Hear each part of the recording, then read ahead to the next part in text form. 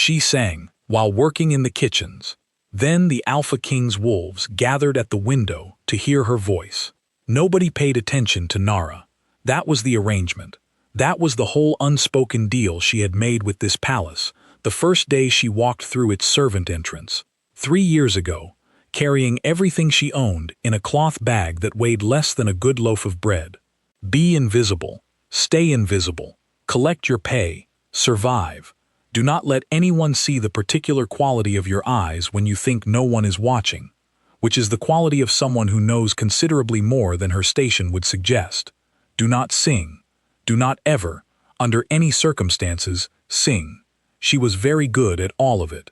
The palace of the Alpha King was the largest structure she had ever lived inside, and she had spent the first 2 weeks of her employment simply learning its geography, not the grand geography, not the marble staircases and the great hall with its carved ceiling that the servants were never meant to walk through but sometimes glimpsed at an angle through doorways. The servant geography, the back passages and the loading corridors, and the particular timing of the guards' rounds, and which doors were locked on which days, and which of the senior staff you could ask questions, and which ones would interpret a question as an ambition and mark you down for it. She had learned all of it. She had always been good at learning the architecture of places. The kitchen was at the north end of the palace's lower level, which meant it caught the cold in winter and released it in summer, which meant the kitchen girls spent 6 months in too many layers and 6 months with their sleeves rolled to the elbow and a permanent sheen of warmth on their faces. Nara didn't mind either condition. She had grown up with worse cold and worse heat. What the kitchen gave her that she had not expected to prize as much as she did was the particular quality of work that required the body without entirely consuming the mind, the kneading, the stirring, the carrying, the chopping, which left a quiet interior space that she had come to guard as carefully as other people guarded money. In that interior space, the song lived, not audibly, not in any way anyone could detect. It lived in her the way a river lives underground, moving, present, persistent, finding paths through the rock by steady pressure over long time. She could feel it sometimes when she was working, a vibration that wasn't quite sound, a warmth in the chest that had nothing to do with the ovens. She had gotten very good at keeping it there, under, hidden, hers. The other kitchen girls talked while they worked, and she listened, because listening was a skill she had developed to a fine point. They talked about the guards, which ones were kind, which ones thought too highly of themselves, which one of them had a face that was almost worth the trouble he caused. They talked about the Alpha King's inner circle, the 4 or 5 men and women who moved through the palace like weather systems, changing the atmosphere of every room they entered. They talked about what was being served at the high table that night and whether the head cook's mood had improved from terrible to merely bad. They talked about their families in the city, their plans, their complaints, their hopes, which were modest and specific and entirely real. Nara listened and stirred, and chopped and carried. She added a word here and there, nothing significant, nothing that would cause anyone to remember her contribution to any given conversation. She was pleasant, she was dependable, she was the kitchen girl who was always early and never complained and never caused any trouble, and whose name you would have to think hard to recall if someone asked you later who had been on shift that morning. Invisible. Safe. The kitchen had one rule that she had written for herself alone: arrive before everyone else. Not 10 minutes before. Not half an hour, which would have been reasonable, which would have been explicable in terms of diligence or habit. She arrived in the hour before dawn, when the palace was still a dark, breathing thing, when the corridors were so quiet you could hear your own footsteps change pitch as the floor went from stone to wood to stone again, when even the night guards had settled into the particular drowsy alertness of people holding a post at the dullest hour.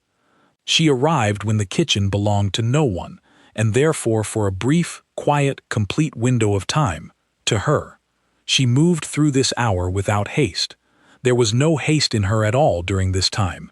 It was the only time she could say that about herself. She would light the ovens herself, working the flint with the ease of someone who has done this 10,000 times and found the rhythm of it, watching the first orange bloom spread across the iron mouth of the furnace, like something shy being coaxed out into the world. She would fill the great copper pots with water from the well, 4 trips, sometimes 5 depending on what the day required, carrying the buckets without rushing, listening to the sound of the water move in them as she walked. She would pull the cold dough from its resting place in the stone larder, covered with the damp cloth that kept it breathing, and bring it to the long wooden table. The dusting of flour she did with a kind of ceremony, the flat of her palm moving across the table surface in wide arcs, the white cloud lifting and drifting and thinning in the firelight, settling. She had never thought of herself as someone who found beauty in ordinary things. She had grown up in circumstances that trained you away from that kind of noticing, trained you toward efficiency, toward what was necessary, toward the narrow corridor between the thing that must be done and the doing of it. But in this hour, in this particular quiet, she noticed things.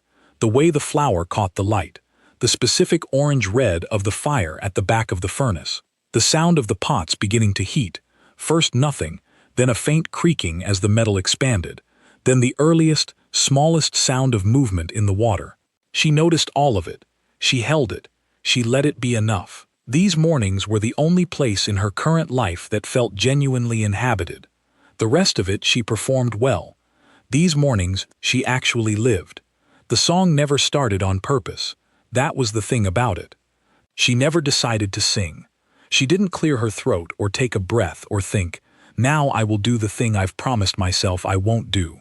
It simply happened the way breathing happened, the way the body insists on doing what it needs when the mind finally stops standing guard. It began low, always low. A sound so small it barely existed above the crackling of the fire, more felt than heard, sitting somewhere under the breastbone, working its way up through her chest, the way warmth works up through cold stone when the fire has been burning long enough. A vibration that was almost not sound. Then it opened. That was the word for it. She had no better word. It opened, the way a hand opens, the way a door opens, with the sense of something that had been closed and is no longer. The sound that came out of her was not the sound she made the rest of the day. It was not the voice she used to answer questions and manage small conversations and say yes and no, and I'll take care of that. It was a different instrument entirely, one that lived deeper, one that did not need her permission. The first time it ever really opened, she had been 7 years old, standing in a garden that still felt warm in her memory even now, even in the cold kitchen at the farthest end of her current life from that garden. She had been standing beside a woman with gray threading through dark hair and a voice that seemed to come from somewhere underground, and the woman had been singing, and Nara had opened her mouth, and the sound had come up from her chest before she knew it was coming, and the woman had stopped and looked at her with an expression that Nara, at 7, did not have a word for. She had a word for it now. She didn't let herself think about that word, or the garden, or the woman's hands, which had been small and strong and had smelled always of something herbal that Nara never identified. She didn't let herself follow the thread that connected the song to those hands. The thread was there. It had always been there. She simply did not follow it. But the song itself, the song she could not suppress entirely, the song that had survived everything the same way she had survived everything, by going underground and waiting, the song came anyway. She sang the old words.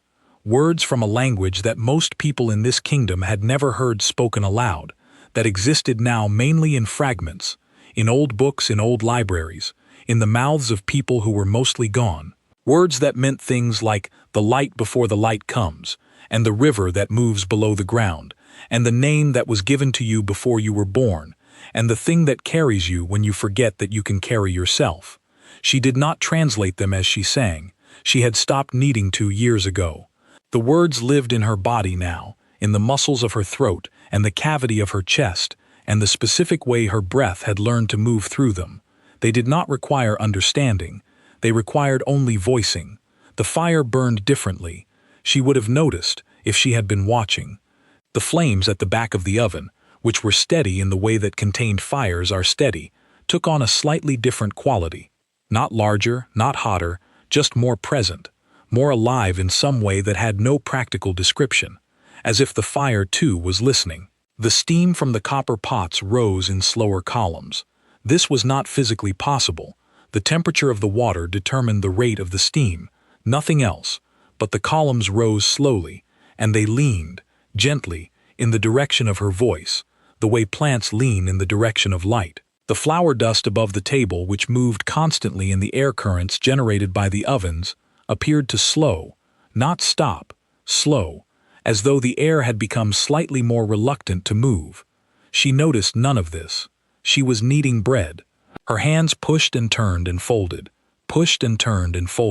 finding the resistance in the dough and working through it, feeling the texture change under her palms, the rough initial resistance softening, the gluten developing, the dough becoming something unified and elastic under her hands. And the song moved through her like water through a channel it had cut long ago in the landscape of her body, finding its path without effort, without consultation. The old words moved through the cold kitchen, through the stone walls, into the dark outside.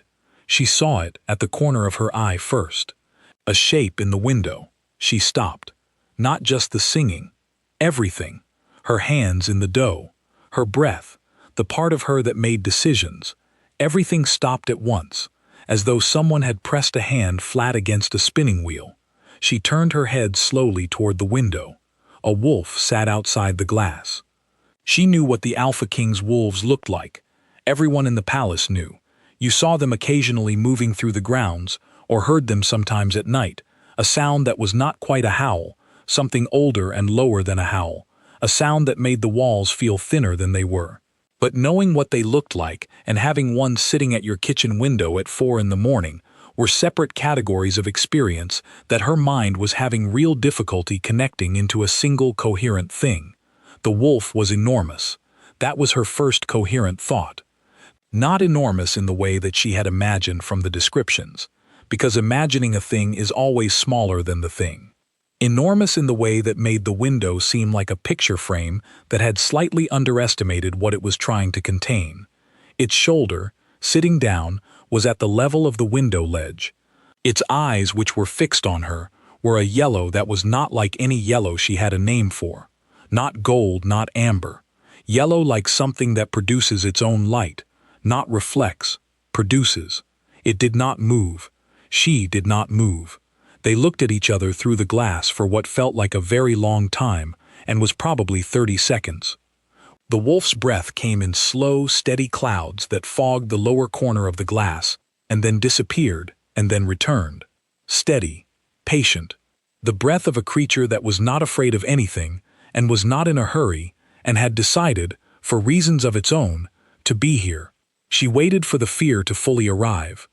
She could feel the edge of it, that particular cold-moving feeling that starts in the stomach and works up through the chest, but it was arriving slowly, as though it was not entirely sure it was appropriate, as though even her own fear was not certain how to categorize this. The wolf blinked, one long, slow blink, and then, with the unhurried ease of something that has made a decision and is entirely comfortable with it, it lowered its haunches. It arranged itself into a sitting position. It tucked its front feet in the way a cat tucks its feet, with a kind of casual precision, and it looked at her, just looked. She looked away from it, back at the dough. Her hands were still in it, flour white up to the wrist, and she looked at them for a moment, at the dough between them, at the flour on the table, at the small and ordinary and completely normal situation of bread that needed to be made. Her hands started moving. The song came back before she had time to decide about it. It just came, up through her chest, out through her throat, quieter than before, much quieter, almost a whisper, as though the presence at the window had made it instinctively smaller, but there, present, moving. Outside the window, the wolf's ears shifted forward. She kept her eyes on the bread, and she kept singing, and she told herself, very quietly and without conviction, that this was a normal morning, and everything was fine. The second wolf came 5 minutes later. She didn't see it arrive. She felt it. Something in the quality of the dark outside the window to her left shifted, the way the air shifts when a room that was empty becomes occupied. She glanced sideways without turning her head, and there it was, another wolf, this one dark across the back with gray at the muzzle and paws, larger than the first or the same size in a different way, taking up space in a different configuration. It sat as the first one sat, not pressing against the glass, not threatening, just present, attentive. With that same quality of attention that the first wolf had, that absolute, quiet, receiving attention, like something listening at a great depth. She didn't stop singing. She wasn't sure anymore if she could. The third and fourth came together. She heard them, the very soft sound of large bodies moving across the stone yard outside, before she saw them. They took up the window on the east side, the narrow one that let in the morning light on clear days, and today was full of wolf. They were so large their heads were level with the frame, without them having to reach for it, and they looked in with the same focus the others had, the same total, undemanding attention. She kept her hands in the dough, kept working, kept singing. More came. She tracked them only peripherally now, because looking directly at the windows felt like it would change something, like acknowledging a dream too completely wakes you from it. She kept her eyes on the bread and let the awareness of them sit in her peripheral vision, where it was large and impossible, and somehow less frightening than it would have been if she faced it head-on. The windows on every side of the kitchen were full of wolves. Some sitting, some lying with their enormous heads resting on their front paws. One, the darkest one, the black-backed one with the gray muzzle, standing with its chest against the glass of the front window, its breath coming in long, slow clouds that rose and spread and faded. They were completely silent. There was not a sound from outside, not a shift of weight, not a shake of fur, not the sound of the stone yard under their paws, just presence, just that vast, patient, collective attention. She shaped the loaves. She worked the dough into its forms with practiced hands that knew the right pressure and the right angle and the right way to tuck the ends under, and she did this while surrounded by the Alpha King's wolves in the pre-dawn kitchen, and she did not stop singing. She was aware, at some level she couldn't fully access, that she should be afraid, that this was an objectively alarming situation, that reasonable people, rational people, people who were not her, would have done something by now, screamed, run, knocked something over, made any kind of sound or gesture that broke the particular spell of this. She didn't do any of those things. She wasn't sure if it was courage or something else entirely, something more like inevitability, like being inside a moment that had its own logic and its own requirements, and the requirement was, continue. Singing is the only right action here. Keep going. You were called here. You were gathered here. This is the reason this hour exists. She did not examine this thought. She just let it exist alongside the bread, and the song, and the wolves, and kept her hands moving. Outside, the sky had not yet begun to change. The dark held. She sang it through. She always knew the difficult verse was coming. There was always a moment in the song when she could feel it approaching the way you feel a change in the weather before the sky shows you anything. Something in the quality of the air that becomes slightly different, slightly weighted. She had gotten good at navigating around it, redirecting, letting the melody drift before it reached the place where the words became the ones she didn't sing. Tonight she didn't redirect. She didn't know why. Maybe it was exhaustion, a different kind of exhaustion than the body kind, the kind that builds up from years of carrying something carefully and never putting it down. Maybe it was the wolves, the way they were listening, the way being genuinely listened to does something to a person who is not used to it. Maybe it was the hour, which had become stranger and more itself than any previous version of this hour she had lived. Maybe she just forgot to be careful.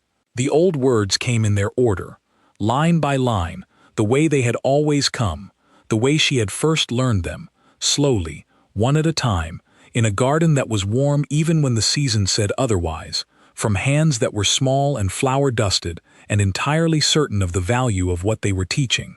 And in the middle of them, in the turn of the third verse, on a word that meant something like, the one who first gave you this, the one who put the song in your hands, her voice broke, not stopped, broke. The way a surface breaks, not in half, not completely, just a fracture, a crack running across the top of a note that was supposed to be clean and smooth, and the note continued, but it was rougher now, it was exposed now, in a way that the rest of the song had not been, and then the next word came, and the next, and the song kept going, because that is what songs do. They keep going, they don't stop for the cracks. But the crack was in the air now, and every wolf lifted its head at the exact same moment. Every single one, in perfect unison. Without a signal she could see or hear, they all shifted from their various states of attentive stillness to something else. Heads up, ears forward, something moving through them that was not quite alarm, and not quite recognition, and not quite grief, but which touched all three of those things at their edges. They looked at her, not the way they had been looking, which was the patient receiving look of creatures who had come to listen. This was different. This was the look of creatures who had recognized something, who had heard, in that one fractured note, something that they knew. She pressed her thumbnail into the dough. Hard, harder than necessary. The indent she left in it was too deep, and would leave a mark on the loaf. She pressed it in, and let the pressure ground her, and she sang the next line, and the next, and the word that meant, "The one who first gave you this," went past, and was gone, and she did not follow it back. The wolves settled again, slowly, one by one, as if the alert was passing out of them. They lowered their heads and returned to the quality of listening they'd had before. But something had changed, something small and irreversible, the way things change when they become slightly more known. She kept her eyes on the bread and kept singing, and the kitchen held all of it. The bread was done. She knew it before the smell told her, before the color told her. She knew it the way you know when something has finished, when the shift from becoming to being has happened and the process is complete. She took the heavy cloth from its hook and opened the first oven, and the heat came out at her, and she slid the trays out with practiced ease and set them on the rack above the counter. The smell rose around her, deep gold, slightly sweet, the smell of transformation, of something subjected to enough heat and time to become more than what it started as. She was not singing anymore. She had stopped. She didn't know exactly when. The song had finished the way it had started, without a decision, without a formal ending. It had arrived where it was going and stopped. She stood at the cooling rack in the smell of the bread and the warmth of the ovens, and she became slowly, softly aware of the silence. It was a very large silence. The fire ticked. The bread popped gently as it cooled, the crust contracting in the cooler air. From somewhere outside, far away, a bird was beginning. One note, repeated, testing whether the morning was ready yet. And outside the windows, the wolves. Still there. All of them. Not a one had left. They remained in their positions, sitting, lying, standing, and they watched her with those yellow eyes that held a light she could not identify the source of, and the silence of them was enormous, larger than the kitchen could comfortably contain. She folded the cloth and set it down. She tidied the work surface. She moved the mixing bowls to the washing area, arranged the used tools in the drying rack, wiped the flour from the large table in long, slow strokes, shook the cloth out over the waste bin. She did all of these things with extreme attention, not because the tidying required it, but because she needed her hands to be doing something specific and real while her mind sat with what had just happened and tried to understand the shape of it. Then the wolf made a sound, the large one, the black-backed one with the gray muzzle and the yellow eyes that seemed to produce their own light. It had been standing at the front window, and now it made a sound that was not a howl and not a growl, and was not anything she had ever heard from a wolf, or from anything else. It was a sound from deep in the chest, a single, low, sustained note that passed through the glass as if the glass were not there, and sat in the warm kitchen air like a word in a language she didn't know she could understand, like a word that meant, "We heard you." She went absolutely still, her hands on the cloth on the counter, her breath somewhere in her chest, not moving, the fire ticking, the bread cooling, the sound from the wolf fading into the kitchen air and then gone. She did not look at the window. She looked at the doorway instead, because something was in the doorway. The kitchen had two doors. The scullery door that led to the back rooms and the yard entrance was behind her. She had come through it this morning as she came through it every morning, in the dark, in the quiet. The other door, the wide door set in the north wall that led into the lower corridor of the palace proper, was a door she had never once seen open in all her mornings here. It faced out into a corridor that was used by the household staff during the day and sat empty and silent at this hour. It was open. He was in it. She knew who he was. You could not live in this palace for 3 years and not know the Alpha King by sight. She had seen him at a distance a handful of times, crossing the upper courtyard, moving through the great hall on the one occasion she had glimpsed it, standing on the steps of the East Wing in conversation with someone whose face she hadn't been able to see. She had catalogued him the way she catalogued everything, quickly, efficiently, from a safe distance, filing the information under necessary knowledge and moving on. He was standing in the kitchen doorway, and she understood, without being told, without any evidence she could have articulated to someone who asked her to, that he had been there for a long time. Not since the wolves arrived. Before that, before she had finished the first verse. He had been in that doorway, in the dark of the corridor behind it, while she sang, while the wolves came one by one and filled the windows with their enormous patient bodies, while the bread baked, while her voice broke on the word that meant the one who first gave you this. He had been there for all of it, and he had said nothing. He had not announced himself, not cleared his throat, not made any of the small sounds a person makes when they arrive somewhere and need to be acknowledged. He had stood in the dark corridor and watched and listened and done nothing except be present, with the same quality of attention the wolves had, the same absolute, undemanding, complete receiving. Her hands were on the cloth on the counter. She noticed them the way you notice your hands when they have stopped being connected to the rest of you. They were there. She could see them, white with flour at the knuckles, but they were not receiving information from her brain, and they were not sending any back. Her breath was somewhere in her chest, not coming, not going.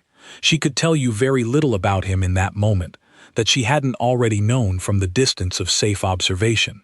What she could tell you, though, was about the doorframe, the stone of it, ancient, the kind of stone that has been weight-bearing so long it has forgotten it was ever anything else. She could tell you about the fire behind her, and the light it threw forward, and the way it caught the edges of things without illuminating them completely.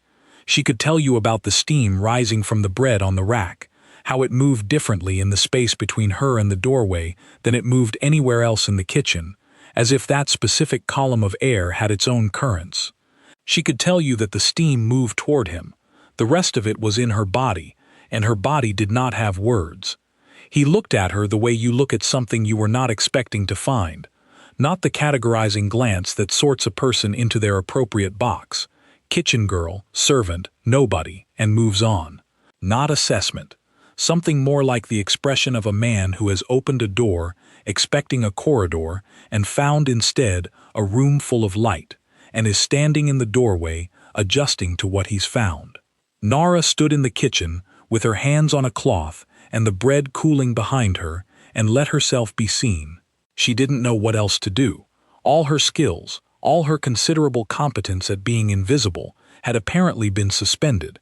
She stood there, and let his eyes find her, and keep finding her, and she did not look away. The steam moved between them. The fire ticked. He said one thing. His voice was low and even, not quiet exactly, not the forced quiet of someone deliberately keeping themselves controlled, but naturally low, the voice of a person who has not needed to raise it in a very long time because things went the way they went when he spoke, and elevation was not required. He said, "Who taught you that song?" 4 words. She stood with them for a moment, feeling the particular weight of them, which was not the weight of accusation or of command. It was the weight of genuine wanting to know. The question a person asks when they have heard something that has moved through them and left a mark, and they need to understand where it came from, the same way you need to understand where a wound came from, not to assign blame, but to understand the nature of it. She opened her mouth. The answer was there. It had always been there. A name, a face, a pair of hands, a garden that was warm in autumn and always smelled of something she had never been able to identify, and a voice teaching her one word at a time. This is what it means. This is how it sits in your chest. This is how the breath moves through it. Don't force it. Let it find its own way out. a person she had not let herself think about completely in a very long time. She didn't say the name. She couldn't tell you, with any certainty, whether she chose not to or was simply not able to. In that moment, those two things were the same thing. The name sat behind her teeth and did not move. He waited. He was very good at waiting. She understood this about him immediately and without surprise. It fit with what she had observed of him, with the quality of attention he'd had in that doorway, with the way he stood now. He waited the way the wolves waited, with the patience of something that has understood, at some fundamental level, that forcing a thing does not produce the thing, only the shape of the thing. She pressed her lips together. She said nothing. And after a moment, one beat of silence, one long single count of the fire ticking, and the bread cooling, and the steam moving between them, he stepped back from the doorway. He did not look away from her as he stepped back. He held her eyes for the last second of that step, and then the corridor behind him received him, and the doorway was a doorway again, empty, holding nothing, just stone, just dark, gone. She stood where she was for longer than she could account for. The kitchen held its particular pre-dawn silence around her. The bread cooled on the rack. The fire ticked. Through the windows. She turned slowly, finally, and looked at them. The wolves were leaving, not in formation, not signaled, not all at once, one at a time, in the unhurried way of creatures who have finished being somewhere and are simply moving to wherever they go next. First one would stand, shake itself once, a gesture so ordinary, so animal and normal that it almost broke something loose in her chest, and walk away into the gray and slowly lightening dark. Then another, then two more together. She watched them go. The windows emptied, one by one, with the same gradual quality with which they had filled. The last to remain was the black-backed one with the gray muzzle. It stood at the front window a moment longer than the others, looking in at her with those yellow eyes, and she looked back, and there was a very long shared moment that she would not have been able to describe to anyone who asked her to describe it. Then it turned and walked away, and she was alone, entirely, completely ordinarily alone in the kitchen, the way she was always alone in this hour, except that the hour was different now in a way that did not have a name yet. The sky outside the windows was turning, that pale, milky blue-gray that preceded the actual color of dawn, the sky at the moment it's deciding to become day. She had approximately 20 minutes before the other girls arrived. She walked to the front window. She didn't plan to. Her feet just went there, the same way the song had come without a decision, the body knowing before the mind caught up. She stood at the window and looked out at the empty stone yard and the trees beyond the wall going slowly visible in the growing light, on the glass, at exactly the height a wolf's muzzle would be if the wolf were sitting and pressing its breath against the surface from outside. A small cloud of fog, still there. She put her hand on it, her warm palm against the cold glass over the fog, and the warmth of her hand made it spread slightly first, a breath expanding outward in all directions, and then it faded, slowly, gently, until the glass was cold and clear and outside was only morning. She left her hand on the glass for a moment after the fog was gone. Then she went back to work. The other kitchen girls arrived on schedule, loud the way they always were, and the kitchen became the kitchen again, full of heat and noise and the particular organized chaos of a large-scale breakfast service. And Nara worked in the middle of it and was efficient and pleasant and completely invisible, which was what she always was. But something was different, and the something was inside her, and no one could see it, which was fine, which was exactly as it should be. She kept thinking about the question, not analyzing it, not turning it over for implications or trying to map its edges. Just thinking about it the way you think about a piece of music you heard once and can't stop hearing. Not the whole song, just a phrase, a handful of notes, repeating. Who taught you that song? She peeled root vegetables. She stirred large pots. She carried heavy trays from one end of the kitchen to the other and answered when she was spoken to and did not speak when she wasn't. All the things her body knew how to do without requiring much from her. And underneath all of it, the question moved through her the way the song moved through her, finding its channel, following its path. She thought about the woman in the garden, not the way she usually thought about her, which was quickly, at an angle, with the practiced deflection of someone who has learned to not look directly at certain things because the looking costs more than the current budget allows. She let herself think about her fully, today, standing in this kitchen with her hands in a bowl of cold water, and the fullness of it was both worse and better than she'd expected. The gray in her hair, the way her hands moved when she worked, with a certainty that was not haste, that knew exactly where each movement was going before it got there. The specific smell of her, bread and something herbal, some plant from the kitchen garden that Nara had never identified and now would never be able to ask about. The sound of her voice when she sang, which was entirely different from Nara's, deeper, rougher, a voice that had been singing for decades and carried all those decades in it, and the way it had felt to sing beside her, to have her own voice find the harmony without being told where it was. The expression on her face the first time Nara had sung the whole song through without stopping. She had a word for that expression now. She knew, suddenly and completely, exactly what it had been. It had been the face of someone watching something they loved move away from them into its own life.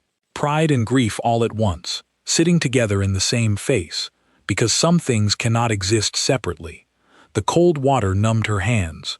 She kept them in it for a moment longer than necessary, and then she took them out and dried them and went back to work, and nobody around her knew that anything had changed. That evening she stayed in the kitchen after the others left. This was not unusual.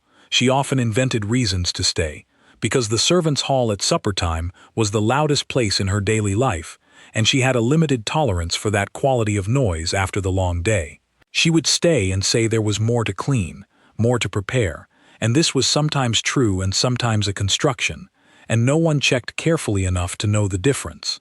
Tonight she stood at the window, the same window, the large front window that looked out onto the stone yard. She stood with her arms folded against the cool of the evening, and she looked out at the yard, which was empty and blue-shadowed in the light that was left, and she stood there for a long time doing nothing. Then she started to sing, very quietly, more quietly than she had ever sung in this kitchen, quieter even than the singing she did when she was most careful, quieter even than the beginning of this morning's song, just the outline of the melody, just enough that she could feel the vibration of it in her chest. Not offered to anyone, not even entirely sound, just the acknowledgement, private and small, that the song was there, that it had always been there, that it had come with her through everything she had come through, and it was still there, and it was still hers. The yard below the window was empty, for a few minutes. Then, from the shadows at the far edge of the yard, where the stone met the beginning of the grounds and the grounds met the trees, movement. Something that was darker than the dark around it. The black-backed wolf, the large one, it came to the edge of the yard and stopped there. It did not approach the window, did not cross the full width of the yard. It stopped where the torchlight from the yard door reached the boundary of the shadows, and it stood there, and it looked at her. She looked at it. She kept singing. The wolf sat down. The evening held them. The last of the day's warmth left the stone, and the kitchen behind her cooled, and the blue dark deepened toward night, and she sang the old words very softly to herself in the empty kitchen, while the wolf sat at the edge of the shadows and listened. That was all. That was exactly everything. Much later, lying awake in the narrow bed in the small room she had to herself, because she had been quiet and useful and invisible for long enough to earn this one private thing, she looked at the dark of the ceiling and let herself think. She thought about the question he had asked. She thought about the answer she hadn't given. She thought about the fact that he had not pushed, had not required an answer, had asked the thing he needed to ask, and then, when the answer did not come, had simply left her with it, as if he understood that some questions are not refused but simply require more time than the moment they are asked in, as if he was willing to give her the time. She thought about the woman in the garden, about small and certain hands, about a voice singing something older than the kingdom they lived in, something that remembered things the kingdom had forgotten, and the instruction that had come with it. You carry this carefully. You carry it gently. You don't put it down anywhere that doesn't deserve it. Doesn't deserve it. She thought about wolves pressing themselves against windows in the pre-dawn dark, with that quality of attention she still didn't have a precise name for. Not worship, not need. Something more like recognition. Something that says, I know what this is. I know the value of this. I am here because this is worth being here for. She thought about fog on cold glass, still warm when she put her hand to it. She had been very careful for a very long time. That was a real thing. She had made real decisions for real reasons, and the reasons had been good reasons, and the careful life she had built inside those decisions was not nothing. It was shelter. It was safety. It was the difference between surviving and not. But she lay in the dark and sat with the but. She was not sure when she was honest, and she was being very honest with herself tonight, in the dark, in the room she had earned by being small enough not to threaten anyone. She was not sure that the careful life and the full life were the same thing. She was not sure that she had ever, actually, tried to find out. She had chosen careful so long ago, and with such good reason, that she had stopped noticing it was a choice. The question sat in the room with her. He had left it there, carefully, without pressure, the way you leave a lamp lit in a window for someone who hasn't come home yet. Not a demand, not an expectation, just, I am making this light. It is here if you need it. Come when you're ready. Come if you want. She would have to decide something. Not tonight. Tonight she was allowed to lie here and breathe, and let the song move through her in silence, and not decide anything at all. Tonight was for being in this moment, in this room, in the aftermath of a morning that had rearranged something in her that she didn't yet have the language for. Tomorrow she would arrive before dawn, as she always did. She would light the ovens. She would fill the pots. She would dust the flour with the flat of her palm and watch the cloud drift in the firelight. And if the song came, when the song came, because it always came, she would decide then, in that moment, how much of herself to give it, how much of the door to open, whether the light she had been carrying so quietly and so carefully for so long might be allowed, finally, to be more than a light for one. She closed her eyes. In the yard below her window, or maybe she was already half inside sleep, maybe it was the wind, maybe it was the city beyond the palace walls, maybe it was a thing that lived only in the space between being awake and not. She thought she heard a sound, low, patient, sitting in the dark with no intention of leaving. She slept.